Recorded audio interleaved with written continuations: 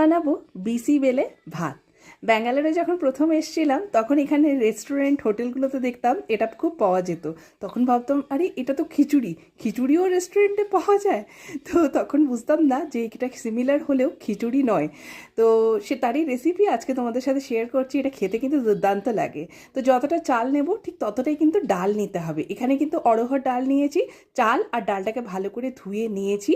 আর এখানে প্রথমে প্রেসার কুকারে তেল দিয়েছি। আর যা যা সবজি তুমি দিতে চাও নিতে পারো, তবে এখানে মোটামুটি বিনস যায়, আর যায় তোমার মটরশুঁটি আর গাজর। আমি এখানে ফুলকপি আর একটুখানি লাউ অ্যাড করেছিলাম। তো প্রথমে প্রেসার কুকারে তেল দেব, সর্ষের তেল দিয়েছি, তারপরে পেঁয়াজটা একটুখানি জাস্ট লালচে করব, তারপরে এখানে সবজিগুলো দিয়ে দেবো। সবজিগুলো একটু ভাজা ভাজা হয়ে গেলে চাল আর অড়হর ডালটা দিয়ে দেবো, তারপর একটু নুন একটু হলুদ দিয়ে জল দিয়ে এটাকে সেদ্ধ হতে দেবো মোটামুটি 2 থেকে 3টে মতো সিটি। তো এটা কিন্তু ভালো মতো সেদ্ধ হয় এই বিসিবিলি ভাতের ক্ষেত্রে।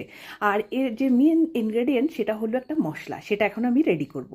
ডেসিকেটেড কোকোনাট নিয়েছি 1 চামচ মতো, আর এখানে নিয়েছি 1/2 চামচ মেথি, 2টো লবঙ্গ, কারি পাতা, এক টুকরো দারচিনি নিয়েছি এখানে 1 চামচ মতো ছোলার ডাল, 1 চামচ মতো বিউলির ডাল যেটাকে এখানে উড়দ ডাল বলে, 1 চামচ জিরে, 1 চামচ মৌরি, 2 চামচ মতো ধনে নিয়েছি, আর নিয়েছি এখানে 1.5 চামচ মতো পোস্ত দানা।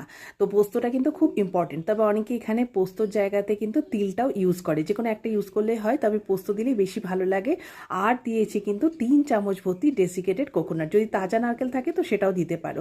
অন্যদিকে কিছুটা বাদামকে ভেজে নিলাম। প্রেসার কুকারটা খুলে নিলাম, একদম ভাতটা রেডি হয়ে গেছে, খুব সুন্দর হয়েছে, তবে একটু ঝুরঝুরে হয়ে গেছে। তো আর জল দিয়ে একটু সেট করে নিলাম।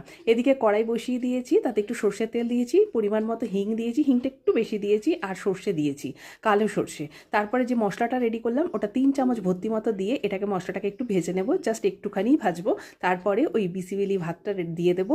যদি মনে হয় যে বেশি ড্রাই হয়েছে তাহলে এখানে একটু জল দিয়ে দিতে পারো, আমি একটু জল দিয়ে অ্যাড করে নিলাম। আর নুনটা একটু কম মনে হয়েছিল তাই একটু নুন দিলাম, আর এখানে দিলাম তেঁতুলের জল, এটা খুব ইম্পর্টেন্ট। আর দিয়েছি একটু গুড়, যেহেতু টক সেই জন্য একটু গুড় দিতেই হবে। এবার ধনেপাতা দিলাম, বাদাম দিলাম, ব্যাস রেডি হয়ে গেল বিসি বেলে ভাত। তো আশা করি রেসিপিটা তোমাদেরও ভালো লাগবে। তাহলে আবার দেখাবো অন্য একটা ভিডিওতে।